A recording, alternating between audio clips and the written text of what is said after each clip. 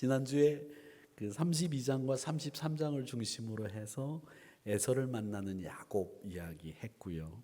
또 야복강에서 하나님의 사자와 싸워서 그 이름이 이스라엘로 바뀌는 이야기를 해드렸습니다.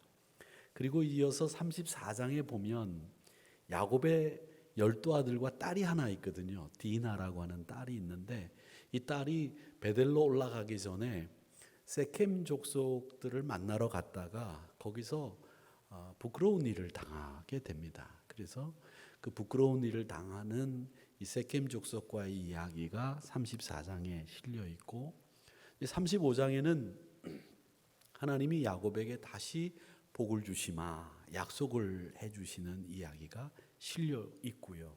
또 여기에서는 35장에서는 야곱이 가장 사랑했던 아내 라헬이 숨을 거두는 장면이 기록되어 있습니다.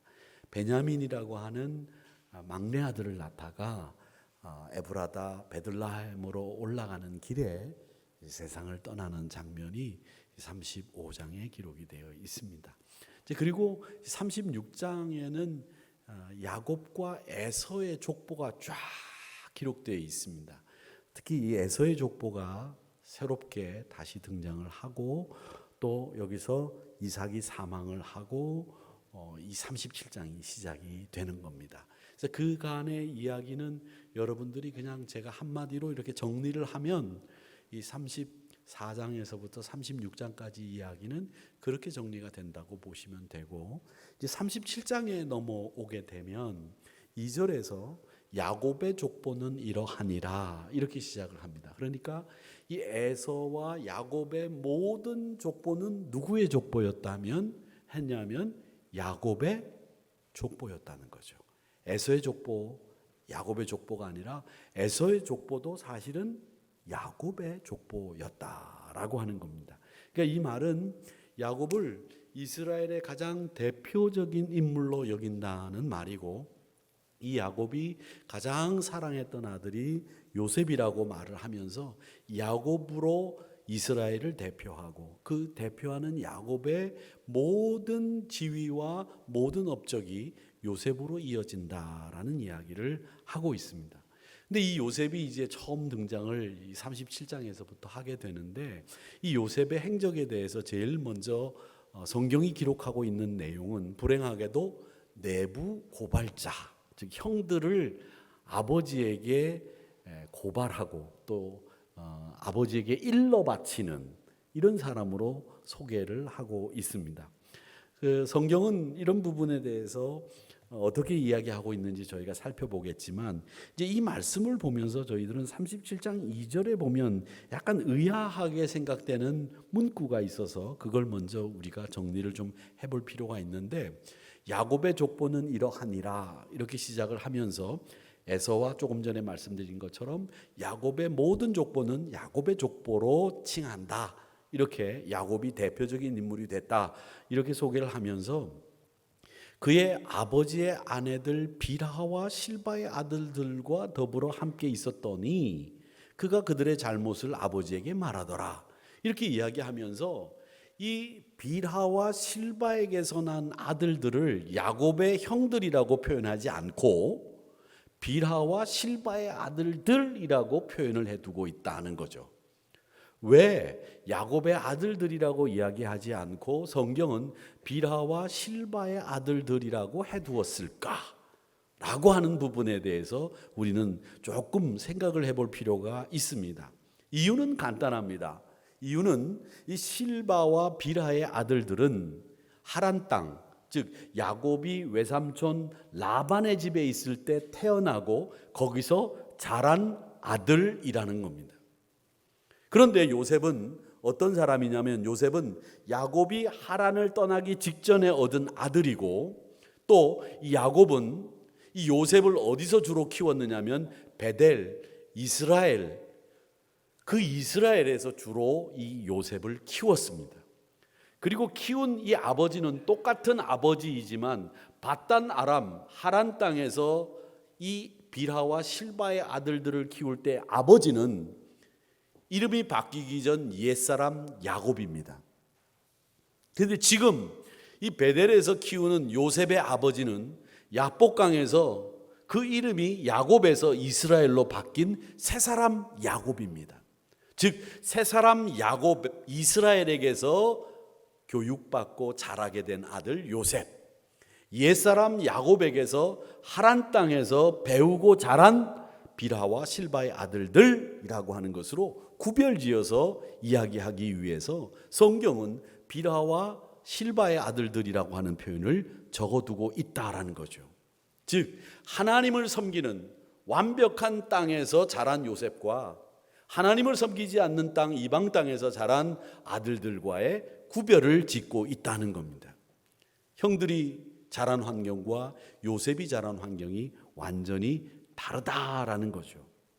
그러다 보니까 요셉은 신앙적인 면에서 자랐겠고요. 신앙적인 면에서 고지식하고 어떻게 보면 원칙적으로 배웠을 겁니다.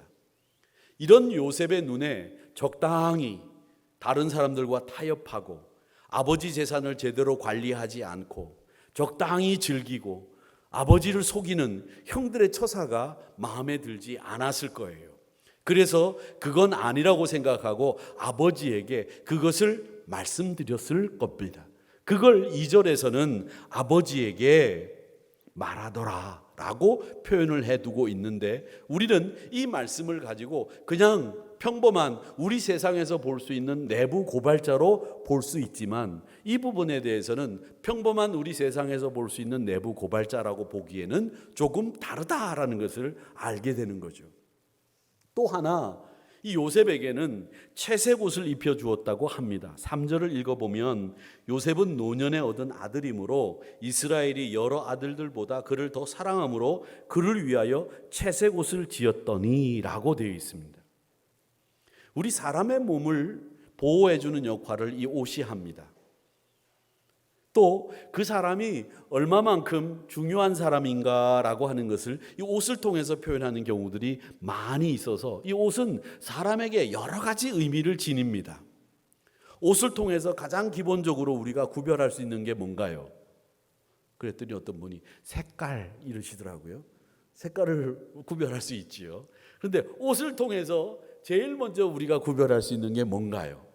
남자와 여자입니다. 옷을 보면 저 사람이 남자인지 여자인지 알 수 있습니다. 치마를 남자가 입고 간다는 것은 아일랜드 사람이나 스코틀랜드 사람 말고는 이상하게 볼 거예요. 그리고 남자분들은 뭐 바지 정장을 입기는 합니다만은 남자분들의 옷을 이렇게 입고 다니는 여자 장로님이 예전에 한 분 계셨는데 영 어색하고 어울리지가 않았습니다. 그리고 여자분들은 그렇다 치더라도 남자분이 만약에 치마를 입고 화장을 하고 뭐 연지곤지 지르고 다니면 아마 이 소름이 돋을 겁니다. 그런데 실제로 외국에서는 진짜 그런 일들이 많이 있거든요. 외국에서는 1년에 한 번 퀘어 축제가 하는 이 동성애자들의 퍼레이드가 굉장히 크게 열립니다. 뉴욕도 그렇고요. 유럽에도 작은 도시에 가도 그 동성애자들의 그 축제가 말도 못할 정도로 크게 열립니다. 근데 지금 이 한국 교회는 이런 문제에 대해서 별반 어렵지 않게 생각하고 있지만은 외국 사람들은 지금 아들이 결혼한다고 찾아왔을 때 여자를 데리고 오면 안도의 한숨을 훅 쉰대요. 와, 여자를 데리고 와서 결혼하는구나. 여러분은 실감이 안 나죠? 그런데 왜 안도의 한숨을 내쉬냐면 남자가 남자를 데리고 들어와서 아버지한테 결혼하겠다고 하는 경우가 너무 많기 때문에 그런다는 거예요. 여러분 웃지도 않으시는데 뭐 그런 일이 있을까 싶지요. 심각하다는 거예요.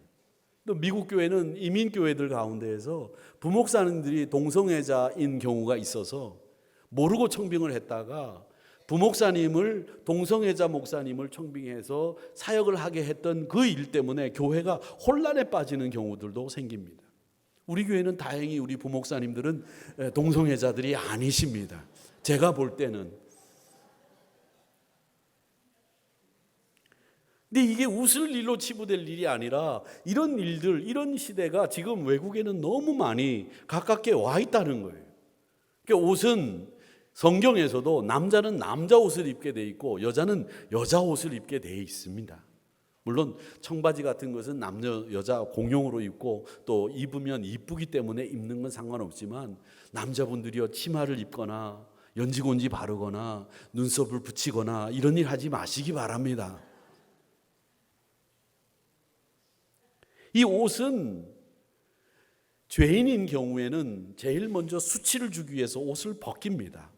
전쟁 포로들이 그래서 옷이 벗겨지는 거죠. 채색 옷을 히브리 말로 케노넷 파심이라고 부릅니다. 케토넷 파심이라고 부르는데 이게 여러 가지 옷감으로 짜여진 상당히 고가의 옷입니다. 우리가 지금 현재 입는 옷 중에서 제일 고가의 옷이라고 하면 저는 생각에는 물론 무슨 브랜드의 옷도 있겠지만은 제일 고가의 옷이라고 하면 저는 밍크 코트라고 생각해요. 밍크 코트라고 생각을 하는데 그 밍크 코트가 2천만 원, 3천만 원 하는지 모르겠습니다만 지금 가격은 잘 모르겠습니다만은 그런 가격과는 비교가 안 될 정도로 더 훨씬 비싼 옷이 채색 옷이라는 옷입니다. 아마 수천만 원을 호가했을 거예요. 그런 옷을 아무 옷이나 입는 형제들과 달리 유독 요셉에게만 그 옷을 입혔다라고 하는 것은 형제들에게 공분을 사기에 넉넉했죠. 이럴 수가 있느냐. 이런 부분에 대해서 이 야곱은 요셉을 특히 편애했다는 겁니다. 여러분, 이 부분에 대해서 우리가 좀 생각해 볼 것은 뭐냐 하면 내가 좋아한다고 해서 내가 싫다고 해서 내가 하는 행동이 내가 좋다고 해서 하는 행동이 남도 좋으냐? 그건 아니라는 거죠. 내가 싫다고 하는 행동이 남도 싫으냐? 아니라는 거죠. 그렇기 때문에 우리가 이 부분에 대해서 야곱은 다른 형제들의 배려나 다른 형제들의 생각 따위는 전혀 고려하지 않은 채로 자기 좋은 대로만 행동했다는 거예요. 아버지이면서도. 그렇게 해서 요셉에게 채색 옷을 입히면서 요셉에게는 또 다른 짐을 지워준 꼴이 되고 말았습니다. 이게 물론 하나님의 구원의 계획과 섭리 안에서 이루어졌지만은 우리가 같이 어울려 사는 사회에서 내가 좋을 대로만 행동하는 게 아버지이기 때문에 내 좋을 대로 하는 행동이 가족을 갈등으로 이끌어버렸고 가족 간에 형제들 간에 의가 상하는 일로 그 결과가 초래되고 말았다는 거예요. 그렇기 때문에 가족도 물론 그렇고 우리 조직 사회에서 우리 사람들이 사는 데에서는 내가 좋다고 행동하는 것이 꼭 남들도 좋은 것은 아니다라는 것을 이 야곱을 통해서 우리가 배우는 거죠. 그러기에 우리 믿음의 사람들은 공동체를 향한 주의 뜻을 이해하고 주님이 뭘 원하시는지를 우리가 잘 알아야 됩니다. 여기에 대해서 에베소서 5장 17절의 말씀은 이렇게 얘기합니다. 그러므로 어리석은 자가 되지 말고 주의 뜻이 무엇인가 이해하라 이렇게 말씀하셨습니다. 이게 무슨 말이냐? 네가 좋을 대로 살고 좋을 대로 행동하는 것이 다는 아니다. 너에게 있어서 가장 소중한 행동의 지침은 주의 뜻 그것이다 이렇게 말씀하셨습니다. 주의 뜻이 아닌 네 좋을 대로 하는 행동이 때로는 사람들에게 공분을 살 수도 있고 때로는 사람들에게 갈등을 유발시킬 수도 있고 때로는 다른 사람들이 너를 해치게 만드는 동기가 될 수도 있다는 거죠. 내가 좋을 대로 하는 행동이 다른 사람도 좋지 않다는 거죠. 그거보다 우리 모두가 다 좋게 생각할 수 있는 것은 주의 뜻, 그 뜻을 따라 이해하고 행동하는 것이 가장 현명한 일이다 이렇게 말씀을 하고 있는 겁니다. 또 하나 우리가 이 야곱이 요셉에게만 채색 옷을 입혔다고 하는 이 편애했던 이 모습을 통해서 우리는 함부로 우리의 판단을 섣불리 해서는 안 되겠다는 생각을 합니다. 우리가 요즘 마태복음 7장을 외우고 있는데 7장 2절의 말씀 외우지 않습니까? 너희가 비판하는 그 비판으로 너희가 비판을 받을 것이고 너희가 헤아리는 그 헤아림으로 너희가 헤아림을 받을 것임이니라 이랬습니다. 그렇습니다. 여러분들이 송곳같이 행동하면 여러분도 언젠가는 누구인가 송곳 같은 찔림을 받게 됩니다. 여러분이 언제나 너그럽게 생각하면 여러분이 어렵고 힘든 어떤 순간에 너그러움으로 여러분이 다른 사람들로부터 대함을 받을 때가 있다는 겁니다. 저는 목회하면서 그런 것을 너무 많이 경험해 봤습니다. 늘 송곳 같은 사람, 칼같이 원칙대로 늘 바른 길을 가기는 하지만 다른 사람들에게 어떤 순간에 송곳같이 찔리는 일을 많이 봤거든요. 그렇기 때문에 우리가 다른 사람을 헤아릴 수 있는 이 헤아림의 지혜가 있는 것이 정말 우리들에게는 필요하다라는 것을 야곱을 통해서 우리는 배우게 되는 거죠. 야곱이 자기가 좋을 대로 한 그 일로 인해서 자기가 가장 사랑하는 아들이 곤경에 빠지고 죽을 뻔했고 또 노예로 팔려가는 일을 경험하게 만들지 않습니까? 자, 그 다음에 이 요셉과 그리스도가 많이 닮았다라고 하는 부분을 설명해 드려야 되는데, 요셉의 이름의 뜻은 더함이라는 뜻입니다. 브라스라는 뜻입니다. 유대 랍비들은 요셉의 이름을 다른 이름으로 사브넷 바네아라고 불렀습니다. 이 사브넷 바네아는 이렇게 히브리어는 오른쪽에서부터 왼쪽으로 씁니다. 우리 한국말은 사브넷 바네아지만 히브리 말은 이 사브넷 바네아를 오른쪽에서부터 이렇게 왼쪽으로 씁니다. 이 비밀을 드러내는 사람이라는 뜻이에요. 이 비밀을 드러내는 사람인데, 첫 번째 사람 아담은 아담이라고 하는 흙이라는 이름에서 왔고요. 그 이름의 뜻은 마이너스, 빼는 사람이라는 뜻이에요. 요셉은 플러스, 더하는 사람이라는 뜻입니다. 여기서 한 가지 제가 질문을 드리겠습니다. 여러분은 빼는 사람이 되셨으면 좋겠습니까? 더하는 플러스의 사람이 되셨으면 좋겠습니까? 플러스의 사람이죠. 이 3부 예배 드리는 분들이 확실히 머리를 많이 쓰고 계세요. 1부, 2부 예배 드리는 분들은 그렇게 물어보니까 무슨 질문을 했는지도 모른 채로 멍하게 앉아 계셨다가 제가 다시 질문을 하니까 그제서야 이제 더하는 요셉이 되고 싶습니다 대답을 하셨는데, 이 3부 예배를 드리는 분들은 확실히 이 머리가 빨라요. 그리고 다음 주에는 우리 다 같이 2부 예배 드립시다. 예. 비밀을 드러내는 사람, 또 더해주는 사람, 우리 주님이 바로 그분이셨습니다. 우리의 생명을 더해 주셨습니다. 십자가에 매달려 돌아가시면서 우리에게 구원이라고 하는 새로운 생명이 될 수 있는 그 은혜를 더해 주셨습니다. 또 하나님 나라에서 우리가 어떻게 살 것인지, 하나님이 어떤 분이신지를 우리에게 보여주시면서 그렇게 사분의 바네아, 비밀을 드러내신 분이 우리 주님이신 줄 믿습니다. 요한복음 1장 18절의 말씀에 보면, 본래 하나님을 본 사람이 없으되 아버지 품속에 있는 독생하신 하나님이 나타내셨느니라. 독생하신 하나님 예수 그리스도가 아버지가 어떤 분인지, 그 아버지가 우리를 얼마나 사랑하시는지를 보여주셨다.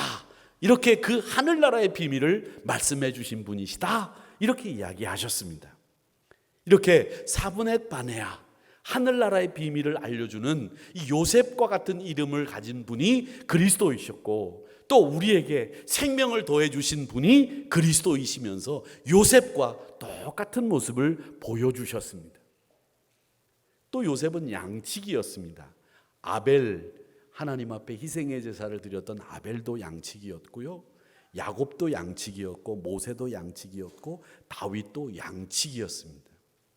주님을 가장 대표적으로 상징하는 이미지가 뭡니까? 바로 목자, 양치기입니다. 우리 교회도 내려가다 보면 이렇게 계단을 이쪽 오른쪽 계단으로, 제가 볼 때 오른쪽 계단입니다만은 내려갈 때 보면 양을 이렇게 안고 계신 우리 주님의 모습이 보이실 겁니다. 보셨죠? 아멘. 역시 3부 예배는 다 보고 계세요. 다니시면서 사람들 얼굴 보느라고 그 그림을 한 번도 못 보신 분들은 오늘 내려가시면서 그 그림을 꼭 보시기 바랍니다. 우리 주님은 양을 안고 계신 분이십니다. 그게 우리 주님을 상징하는 가장 대표적인 이미지, 양을 사랑하고 양을 지키시는 분입니다. 우리가 좋아하는 시편 23편 1절의 말씀처럼 여호와는 나의 목자시니 내게 부족함이 없으시로다. 우리에게 부족함이 없는 분으로 소개하시는, 우리를 돌보시고 보호하시고 따뜻한 지키심을 우리에게 계속 베풀어 주시는, 그리고 끝까지 참으시면서 기다려 주시는 목자와 같은 분이 우리 주님이시고, 그와 같은 분으로 이 요셉이 우리에게 나타나고 있다는 겁니다. 그렇게 이 요셉이 자란 환경과 비라와 실바의 아들들이 자란 환경이 달랐다고 이야기하는데 저는 이 요셉이 아주 정직하게 자랐다고 생각을 해요. 그렇기 때문에 이 거짓이나 또 편법이나 술수를 쓰는 것을 못 견뎠을 거라고 생각이 됩니다. 그러니까 아버지한테 얘기했는데 우리가 생각할 때 이 내부 고발자는 어떤 사람들이냐면 용기도 없고 또 자기도 거기에 발 담갔으면서도 자기가 소기의 목적이 그 사람들하고 달라지니까 태도를 돌변해서 자기 혼자 의로운 척 내부 고발자가 돼가지고 뭐 폭로하는 일들, 이런 일들 우리가 세상에서 너무 많이 보지 않았습니까? 그래서 자기에게 이로운 대로 침소봉대하고 왜곡하고 부정적인 면을 크게 확대해가지고 자기도 거짓으로 거기에 몸담고 있었으면서 마치 자기는 의로운 사람인 것처럼 그렇게 하는 일들을 많이 봤습니다. 그런 것 때문에 이 아버지에게 형들의 이야기를 말하는 요셉이 거부감을 가질 수는 있기는 하나 요셉은 그런 인격의 사람이 아니었다는 거죠. 자기 스스로가 그런 거짓을 용납할 수 없었기 때문에 아버지에게 이야기하는, 그리고 책임감 있는 사람이 요셉이었다는 겁니다. 요셉의 인격을 우리가 볼 수 있는 부분이 있어요. 어떤 부분이 있느냐면 요셉이 나중에 아버지 야곱이 죽습니다. 야곱이 죽으니까 그 형들이 요셉을 따라 애굽에는 왔는데 아버지가 돌아가시니까 이제 그 형들에게 이 요셉이 국무총리고 힘도 있고 군대를 휘두를 수 있는 권력도 가지고 있으니까 옛날 자기를 팔아먹었던 그 옛날 구원을, 오래된 그 원한을 끄집어내서 자기들을 죽이면 어떡할까, 이런 생각을 한 거예요. 그래가지고 형들이 요셉을 찾아갑니다. 아버지가 돌아가시고 난 뒤에, 아버지 야곱이 돌아가시고 난 뒤에. 그러니까 그 아버지가 돌아가시고 난 뒤에 형들이 찾아온데 요셉이 뭐라고 얘기하느냐면 쭉 얘기를 하는 장면이 50장 20절 21절에 쭉 나옵니다. 자, 그런데 그 이야기를 나오는데 영화에도 보면 그 갓파더라고 하는 대부라는 영화 있잖아요. 그 영화에 보면 알파치노가 이 형이 배반을 해가지고 배신을 해가지고 그 가족들이 죽어요. 그러니까 그 알파치노가 제일 직속보에게 뭐라고 얘기하냐면 어머니가 살아계실 동안 형은 그대로 둬라, 이렇게 얘기합니다. 그럼 뭐냐? 어머니가 돌아가시면 형 가만 안 두겠다는 거죠. 부모님이 돌아가시면 형제들 간에 부모님이 가지고 계신 그 권위와 부모님의 그 존재라고 하는 것이 사라지게 되면 형제들 간에 불화가 일어나기가 쉬워요. 그리고 형제들 간에 그동안 맺혔던 것을 풀려고 달려드는 경우가 많다는 거예요. 여러분, 그러지 마세요. 왜? 성경의 요셉은 그렇게 하지 않았거든요. 50장의 말씀에 보면 이제 아버지 야곱이 돌아가시고 난 뒤에 형들이 요셉에게 찾아와서 이거 혹시 우리를 죽이면 어떡할까 이렇게 물어보니까 20절에서 요셉이 이렇게 얘기합니다. 당신들은 나를 해하려 하였으나 하나님은 그것을 선으로 바꾸셨습니다. 오늘날과 같이 많은 백성의 생명을 구원하게 하시려고 그걸 선으로 하나님이 바꾸셨습니다. 그러니 형님들 두려워하지 마세요. 내가 형님들과 형님들의 자녀 기르겠습니다. 책임지겠습니다. 그렇게 이야기했습니다. 그런데 여기까지 이야기해도 그만이에요, 사실은. 그런데 더 가슴이 뭉클한 것은 더 나아가서 이 요셉이 형들에게 뭐라고 얘기하느냐? 그들을 간곡한 말로 위로하였더라. 형님, 걱정하지 마세요. 형님들과 형님의 자녀들 내가 책임지겠습니다. 걱정하지 마세요. 그러니 형님 힘내세요. 우리가 이 땅에 와서 제가 비록 지금 국무총리이지만 우리 후손들이 잘 살 수 있도록 우리 함께 힘을 모아 한번 이스라엘 공동체를 멋지게 만들어 봅시다. 뭐 이렇게 이야기했을까요? 뭐 모르겠습니다만은 어쨌든 그렇게 위로까지 했다는 거예요. 그러니까 이 요셉이 얼마나 넉넉한 사람이라고 하는 것을 알 수 있잖아요. 이 사람들 중에서 이렇게 이 속이 이렇게 돼 있는 사람들이 있어요. 이렇게 돼 있는. 여러분 피세요. 이렇게 된 거 이렇게 피세요. 아셨죠? 이렇게 된 분들은 항상 손가락질을 해도 이렇게 합니다. 그러지 마세요. 세상에 사는 사람들, 이 사는 사람들이 세상이 다 거의 비슷해요. 뭐 별반 다를 거 없어요. 그런데 우리는 그걸 가슴에 품고 그걸 이렇게 주물러 가지고 그걸 이렇게 나오려고 그러면 또 주물러 가지고 그걸 넣어놔요. 또 나오려고 그러면 주물러 가지고 여기다 넣어놔. 여기다 넣어놨다가 나중에 빠지면 그냥 버려요. 근데 그걸 버리려고 안 하고 또 그걸 다시 주워가지고 이쪽 주머니에다 넣어놨다. 이쪽 주머니에 넣어놨다. 나중에 때가 되면 그걸 터뜨린단 말이에요. 얼마나 비열하고 얼마나 치졸하게 짝이 없는 인간들의 모습이, 우리 마음이 거기에 드러나는 겁니다. 그런데 이 요셉은 거기에다가 자기의 신앙을 드러내는 말을 해요. 19절에 보면 이렇게 얘기합니다. 요셉이 그들에게 이르되 두려워하지 마세요. 내가 하나님을 대신하겠습니까? 이 모든 일은 하나님이 하신 일입니다. 내가 한 일이 아닙니다. 하나님이 하신 일이기 때문에 내가 형들에게 복수하거나 형들에게 원한을 갚는 일 없습니다. 내가 책임지겠습니다. 형님들 힘내세요. 이렇게 위로했다는 거죠. 요셉의 인격이 어떤 인격을 가지고 있는지를 우리에게 보여주는 대목입니다. 그러니까 그가 내부 고발자처럼 침소봉대하고 왜곡해가지고 사람들에게 자기 혼자 의로운 척 얘기하는 그런 사람이 아니라 정직하고 의롭고 하나님 앞에 반듯하게 살아가려고 하는 그였다고 하는 것을 우리는 보게 되는 겁니다. 우리 사랑하는 성도 여러분, 그래서 요셉이 가장 그리스도를 닮은 구약의 족장 가운데 한 사람이라고 우리는 이야기를 하는 겁니다. 요셉을 통해서 예수님의 뜨거운 사랑을 다시 한번 여러분 가슴에 담는 시간이 되시기를 주님의 이름으로 축복합니다. 요한복음 13장 1절 말씀에 이렇게 얘기합니다. 예수께서 자기가 세상을 떠나 아버지께로 돌아가실 때가 이른 줄 아시고 이제 내가 십자가에 매달려서 죽을 때가 되어서 아버지께로 돌아갈 때가 되었는데 세상에 있는 자기 백성들, 자기 사람들을 사랑하시는데 어떻게 사랑하셨느냐? 끝까지 사랑하시니라 그랬습니다.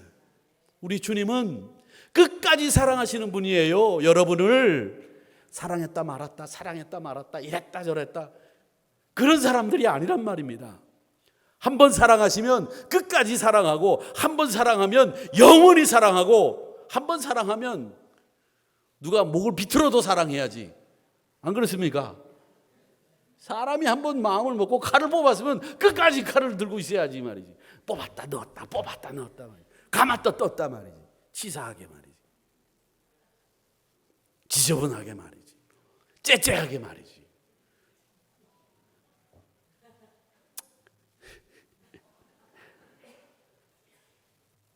여러분, 그래도 우리가 그리스도인인데 제가 늘 말씀드리지 않습니까? 좀 신앙생활 하면 신앙생활하는 사람답게 그냥 멋있게 신앙생활 해야지 말이죠. 맨날 그냥 꾀째째 해가지고 치졸하게 비열하게 그렇게 신앙생활하면 안 된다는 거죠. 우리 주님은 우리를 끝까지 사랑하시는 분이라는 거지. 마이크 그냥 그 사랑 안에 머무시기를 축원합니다. 이제 하나만 더 생각하고 말씀을 마치려고 하는데, 저는 이렇게 훌륭하게 요셉이 쓰임 받을 수 있었던 배후에는 세 사람 이스라엘 야곱, 베델에서의 야곱이 그 요셉을 그렇게 키우지 않았겠나 이런 생각이 드는데, 이 요셉의 꿈을 이 아버지 이스라엘은 적극 지지했던 것 같아요.